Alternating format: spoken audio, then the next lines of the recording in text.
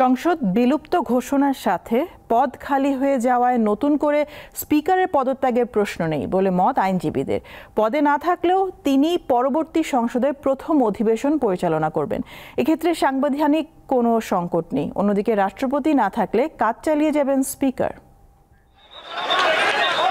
ছাত্র জনতার অভ্যুত্থানে প্রায় ১৬ বছর দেশ শাসনের অবসান ঘটিয়ে শেখ হাসিনা সরকারের পতন হয় গত ৫ আগস্ট। পরদিন রাষ্ট্রপতির অধ্যাদেশে দ্বাদশ জাতীয় সংসদ বিলুপ্ত ঘোষণা করা হয়। সংবিধান অনুযায়ী স্পিকারের পদ ততক্ষণ থাকবে যতক্ষণ সংসদ বহাল থাকবে। তাই সংসদ বিলুপ্তির সাথে সাথে স্পিকারের পদও খালি হয়েছে। কিন্তু সরকার পতনের ২৭ দিনের মাথায় স্পিকারের পদত্যাগ অপ্রয়োজনীয় বলে মনে করছেন আইনজীবীরা। তাদের মতে পদত্যাগপত্র গৃহীত হলেও পরবর্তী সংসদের প্রথম অধিবেশন পরিচালনা করতে হবে স্পিকারকেই। এ নিয়ে কোনো সাংবিধানিক সংকট নেই।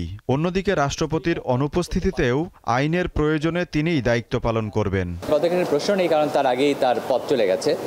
কিন্তু তিনি আইনের ফিকশন অনুযায়ী তিনি কন্টিনিউ করবেন। যখন পার্লামেন্ট একটা হবে, যে যারাই সরকারে আসুক না কেন, তো সেই পার্লামেন্টে তিনি প্রথমটা করবেন, তারপর স্পিকার হবেন। Speaker will take over in the new session. রাষ্ট্রপতি যদি না থাকেন, যে কোনো কারণে না থাকেন, তবে ক্ষমতার স্পিকারের কাছে চলে যায়।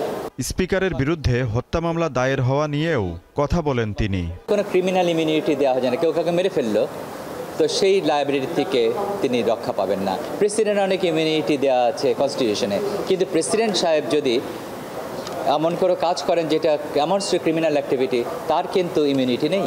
এই আইনজীবী জানান, স্পিকার ও ডেপুটি স্পিকারের নামে মামলা হওয়ায় সাংবিধানিক সংকট সৃষ্টির আশঙ্কা থাকছে। সেক্ষেত্রে সমাধান খুঁজতে সুপ্রিম কোর্টের মতামতের প্রয়োজন হতে পারে। আজিজুল ইসলাম, দীপ্ত সংবাদ, ঢাকা।